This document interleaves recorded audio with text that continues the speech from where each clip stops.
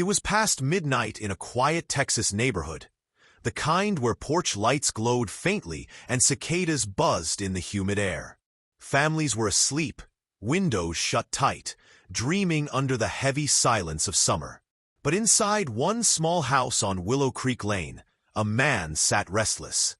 David Morales, a 47-year-old former truck driver, had lived with a quiet unease for years. His wife, Rosa, worried about the break-ins they heard about at church or on the local news. Their teenage daughter sometimes asked if it was safe to be home alone. Like many Texans, David believed in self-reliance. He worked long hours at a hardware store, but at night, he made sure a pistol rested within arm's reach on his nightstand. For him, it wasn't just about protection, it was about being ready for whatever came through his door. Not far away, another life was unfolding in a very different way. 21-year-old Travis Reed was no stranger to struggle. His childhood had been marked by bouncing between relatives, arrests for petty theft, and a reputation as the kind of kid who couldn't catch a break. That night, he wandered the streets in worn sneakers, looking for something. Maybe a little cash, maybe trouble. When his eyes landed on Morales's backyard shed, stacked with tools and equipment, it looked like opportunity. At 12:46 a.m., Travis slipped through the fence. He pried the shed door open, careful but not careful enough. The screech of metal echoed just enough to stir the silence. Inside the house, David's eyes snapped open. He heard it, faint but undeniable. His heartbeat surged. Rosa whispered, "Did you hear that?" David was already reaching for the gun. Barefoot and tense, he crept to the back door, every step heavy with adrenaline. He could see a shadow moving near the shed. In his mind, it wasn't just theft, it was a threat, one that could easily spill from his yard into his home. He pushed the door open, the gun raised. "Stop right there," David shouted. Travis froze, caught in the glow of the porch light.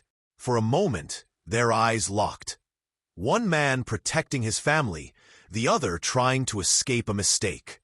"I'm leaving, man," Travis said, his voice sharp but unarmed. He turned, making for the fence. But David's blood was pounding. His body was primed for danger. The thought raced through him. What if he comes back? What if he's armed and I don't see it? What if Rosa or our daughter are next? The trigger squeezed. The crack of the gunshot ripped through the night. Travis stumbled, collapsing on the grass, a dark stain spreading fast beneath him. He gasped, his voice thin. But within minutes, silence overtook the yard. When police arrived, neighbors stood in their robes, whispering about what they'd heard. Some shook their heads in disbelief. Others muttered that David had done what any of them might do. Travis lay motionless, a life cut short not in violence but in flight. The case spread like wildfire. Talk radio callers raged both for and against David. Some said the law was clear. In Texas, a man has the right to defend his castle, his home, his property. Others said it wasn't self-defense at all. The intruder was unarmed.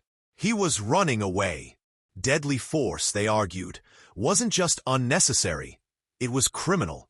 In court, the arguments were fierce.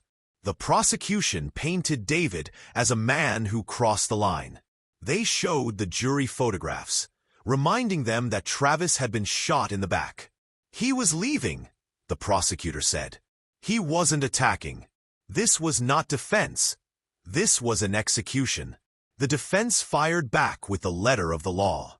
They told the jury David had seconds to decide, that fear doesn't allow for calm calculation. They reminded everyone of the castle doctrine, the Texas law that allows homeowners to use deadly force to protect themselves and their property. David Morales didn't ask for this, the defense lawyer declared. He was put in an impossible position. He did what the law allows, protect what's his. The courtroom was electric. Every word seemed to carry the weight of the entire debate. Self-defense or murder, protection or vigilante justice. The community split in two.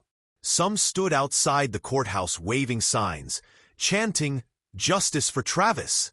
Others wore t-shirts that read, "Don't mess with Texas homes." On social media, arguments raged, with strangers across the country weighing in on a case that was no longer just about one man or one night. It was about the very definition of justice. When the verdict finally came, it didn't settle the storm. Half the room gasped in relief, the other half in outrage. Reporters scribbled, cameras flashed, and families wept. And yet, the question remains, was David Morales guilty of murder? Or was he simply a man protecting his castle in the dead of night? We leave that decision with you. For more chilling true crime cases, subscribe to our channel. Guilty or not,